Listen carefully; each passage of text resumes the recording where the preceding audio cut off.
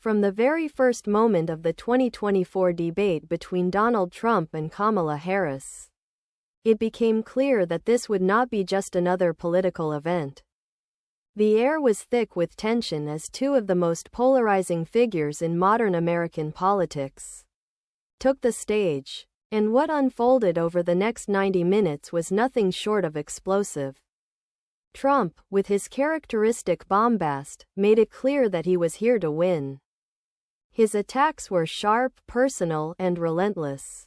Kamala Harris, by contrast, played the long game, choosing her words carefully and countering Trump's attacks with calm precision.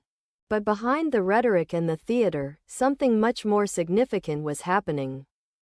These debates weren't just a clash of political ideologies. They were a battle for the soul of America. The stakes were incredibly high. On one side, Donald Trump, attempting a political comeback, painted a grim picture of the nation under Harris and Biden.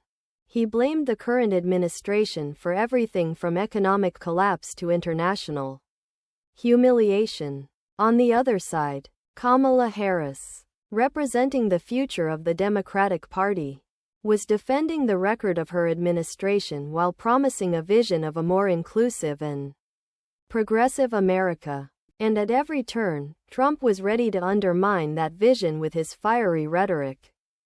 The opening question of the debate focused on the economy. And this is where things heated up quickly. Trump wasted no time going on the offensive, declaring, "Under this administration, we've seen nothing but economic failure. Inflation is out of control, people are losing their jobs, and America is weaker than ever." His words were designed to hit where it hurt, playing into the fears of many Americans who have seen rising prices and uncertainty. Trump, as always, knew how to exploit these anxieties, and his attack was brutal. Kamala Harris, however, was prepared for this. She responded calmly but firmly.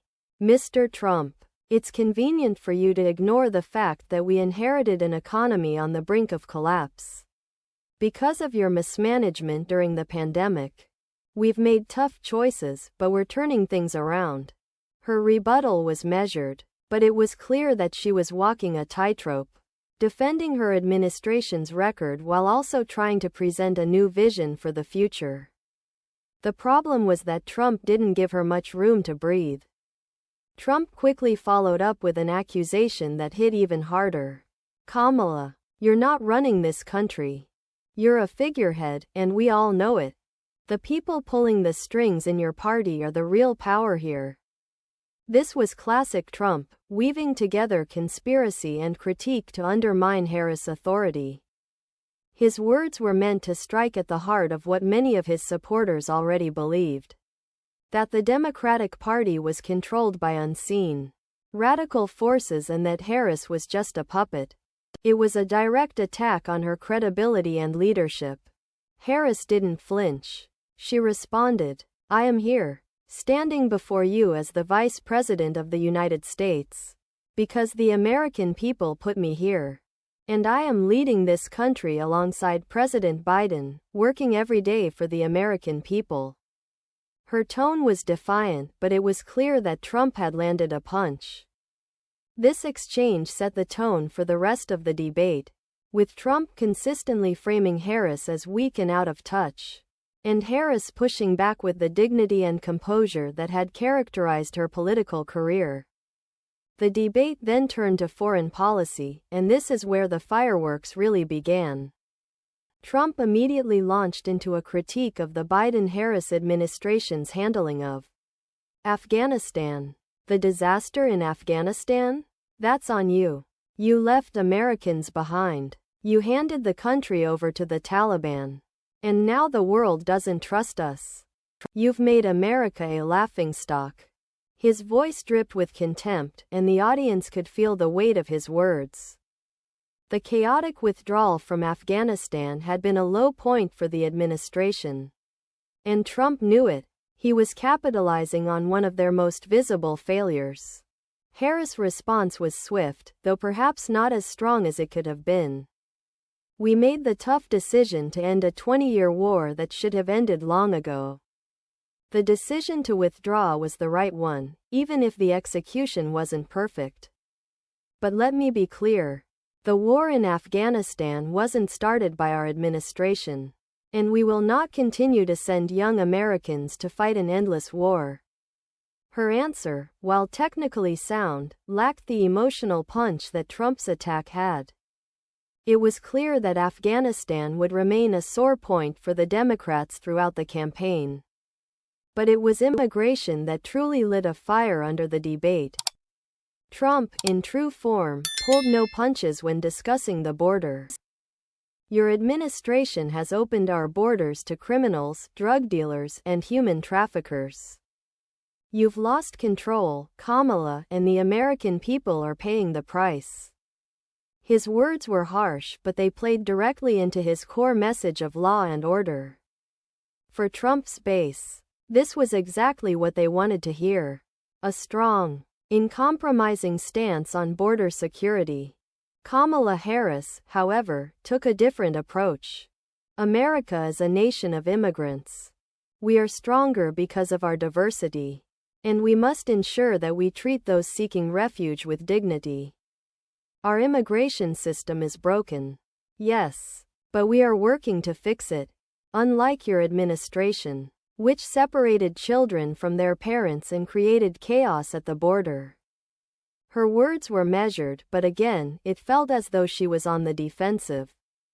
Trump's messaging on immigration had always been straightforward and easy to digest, while Harris' more nuanced approach required a level of empathy that was harder to convey in the heated environment of a debate. As the debate wore on, the candidates became more personal in their attacks. Trump continued to hammer Harris on her role within the administration, accusing her of being out of touch with everyday Americans.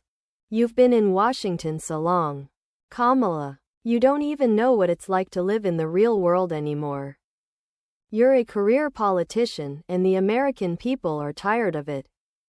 It was a familiar refrain, but it clearly resonated with his base. Trump's strength had always been his ability to position himself as the outsider. Even after 4 years in the White House, Harris, for her part, tried to turn the tables. Mr. Trump, you talk a lot about being for the people. But let's not forget, your administration was one of the most corrupt in American history. You're a billionaire who doesn't pay his taxes. And you've spent your entire career exploiting the very people you claim to represent. Her attack was sharp, but it felt like too little, too late. Trump had already framed the narrative, and Harris was playing catch-up. One of the final moments of the debate that stood out was the discussion of healthcare. Trump, unsurprisingly, took the opportunity to criticize Obamacare, promising once again to repeal it and replace it with something better. Obamacare has been a disaster from day one. It's too expensive, it doesn't work, and it's hurting the very people it was supposed to help. His words were familiar, but they still carried weight with voters who had seen their premiums rise over the years. Kamala Harris, however, seized on this moment to highlight one of her administration's key achievements. Under the Biden-Harris administration, we've expanded access to healthcare, lowered prescription drug prices, and made sure that more Americans than ever before have affordable coverage. We're not taking healthcare away, we're making it better. It was one of her strongest moments of the night, but even then, it felt overshadowed by the relentless nature of Trump's attacks. As the debate came to a close, both candidates delivered their final statements. Donald Trump, with all the confidence in the world, declared, "America, you know me. You know what I stand for. I'm going to make this country great again, again. We're going to win, and we're going to win big." His words were met with applause from his supporters, and there was no doubt that he had dominated much of the evening. Kamala Harris, in contrast, took a more measured approach. This election isn't just about policy, it's about who we are as a country. It's about whether we want to move forward together or whether we want to go back to the divisiveness of the past. I believe in a future where every American has a seat at the table. And I'm fighting for that future." Her words were hopeful, but in the face of Trump's bombast, they felt almost subdued. In the aftermath of the debate, political pundits were quick to analyze the night's events. Some praised Trump's aggressive approach, saying that he had once again shown his ability to control the conversation. Others noted that Harris, while calm and composed, had struggled to land any real blows on Trump. The consensus was clear. Both candidates had played to their strengths. But the question remained, whose vision for America would resonate more with voters? This debate was more than just a political showdown. It was a defining moment in the 2024 election. A battle between two very different futures for the country. And as the dust settled, one thing was certain: the fight was far from over.